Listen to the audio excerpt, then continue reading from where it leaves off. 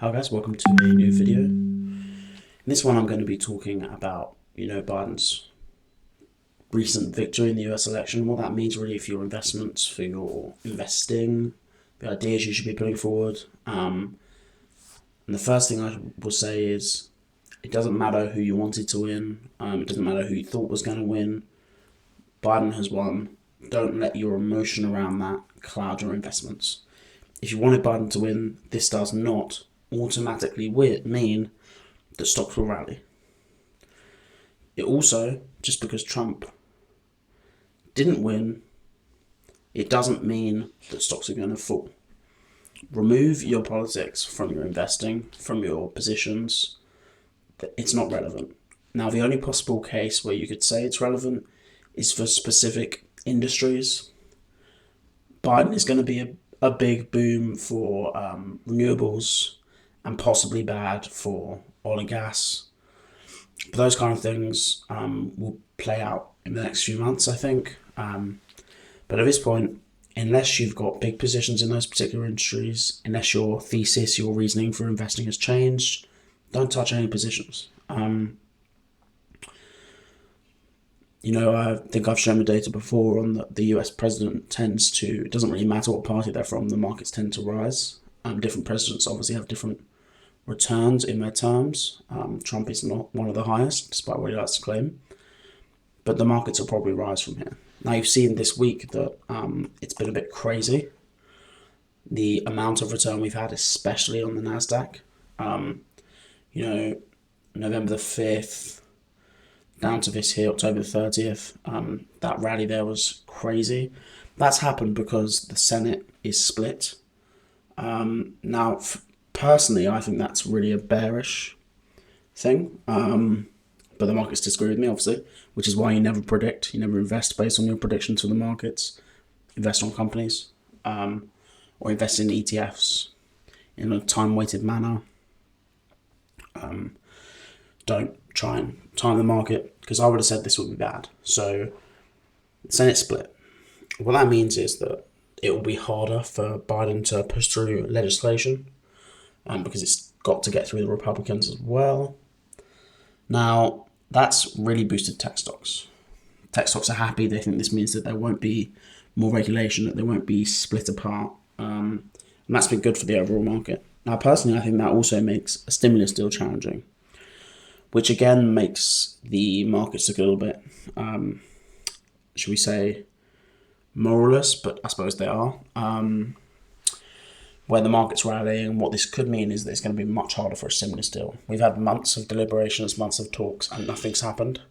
People are still fairly confident that one will come through, but to be honest, I'm not seeing much on that. They're constantly in talks, they're constantly discussing it, but there hasn't been much movement.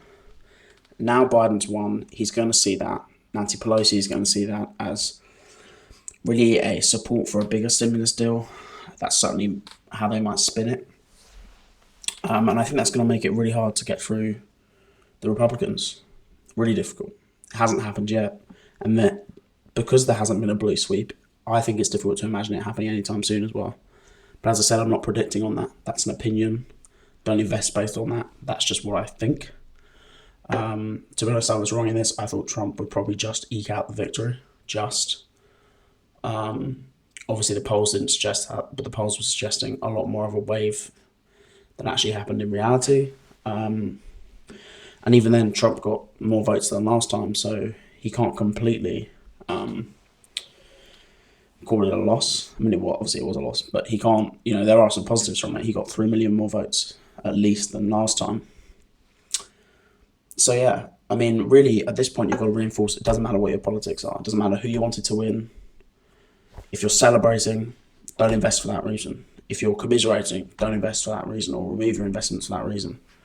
You do not know how the market is going to react. As I said, I was surprised by this rally late in the week when we were uncertain on who it was going to be. Obviously, it's taken a good few days now. I think it was 4 days for the result to fully come out. They've been really cautious on stating who was going to win because of the risks involved in that. But really, from here, I would look at what could benefit from 4 years of a Biden administration.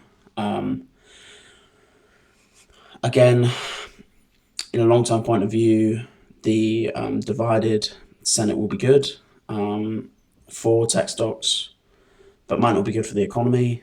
And that's important for other companies, less so for the big tech stocks, but your smaller companies might struggle. So yeah, it's definitely an interesting position to be in. I don't think it's a position that many people were necessarily predicting at the start of this.